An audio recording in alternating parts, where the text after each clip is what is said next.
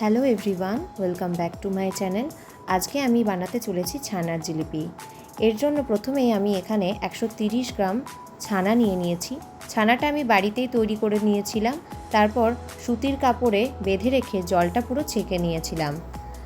এবার হাত দিয়ে হাতের তালুর সাহায্যে ঠিক এইভাবে পিষতে হবে, যাতে মিহি হয়ে যায় ছানার দানাগুলো, ছানাতে যাতে কোনো রকম দানাই না থাকে। পুরোপুরি পিষে নেওয়ার পর অ্যাড করতে হবে 2 চামচ মতো ময়দা। তারপর আবার ভালোভাবে মাখিয়ে নিতে হবে। এরপরে দিয়ে দিতে হবে বেকিং সোডা 1/4 টিস্পুন। সোডা দেওয়ার পরও ভালোভাবে মাখিয়ে নেব। এরপরে দিয়ে দেব 1 চামচ মতো ঘি। ঘিটা দিলে ভালো ফ্লেভার আসে, এই কারণে ঘি দিতে হবে। আবার ভালোভাবে মাখিয়ে নেওয়ার পর আমরা রেখে দেব। তারপরে এখানে আমি কড়াই বসিয়েছি। তেলটা গরম করতে বসালাম, যেহেতু ছানার জিলিপিগুলোকে ডুবো তেলে ভাজতে হবে। ছানার যে ডোটা বানিয়ে রেখেছিলাম তাতে থেকে লেচি কেটে নিচ্ছি।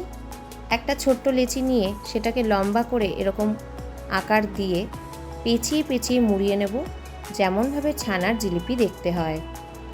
প্রত্যেকটা এরকম তৈরি করে নেব। ততক্ষণে আমাদের তেল গরম হয়ে যাবে। এবার প্রত্যেকটা ছানার জিলিপি ডুবো তেলে আমরা ভেজে নেব।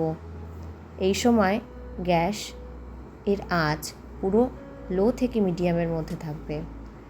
বেশি জোরে দিলে পুড়ে যেতে পারে। একদম খুব সময় নিয়ে ভালোভাবে ভাজতে হবে। আমার 10টা ছানার জিলিপি তৈরি করতে 10 মিনিট মতো সময় লেগেছে। তারপরে এখানে চিনির শিরা তৈরি করে নিচ্ছি। 1 কাপ চিনি এবং 1 কাপ জল দিয়ে, যেহেতু শিরাটা পাতলাই হবে।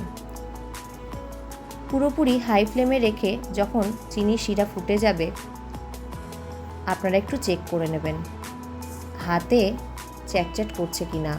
3টে এলাচ দিলে চিনির শিরার ফ্লেভারটা আরও ভালো আসে। শিরা তৈরি হয়ে গেলে গ্যাস বন্ধ করে দিয়ে ভেজে রাখা ছানার জিলিপিগুলো রসের মধ্যে দিয়ে দিতে হবে। আর এরপর এপিট ওপিট করে আর একবার ভালোভাবে ডুবিয়ে দিতে হবে। তারপর প্রায় 15 মিনিটের জন্য ঢাকনা দিয়ে ঢেকে রাখতে হবে। আর এভাবেই তৈরি হয়ে যাবে একদম তুলতুলে রসে ভরা ছানার জিলিপি। আশা করছি আমার আজকের ভিডিও আপনাদের সকলের ভালো লেগেছে। সকলে ভালো থাকবেন। টাটা।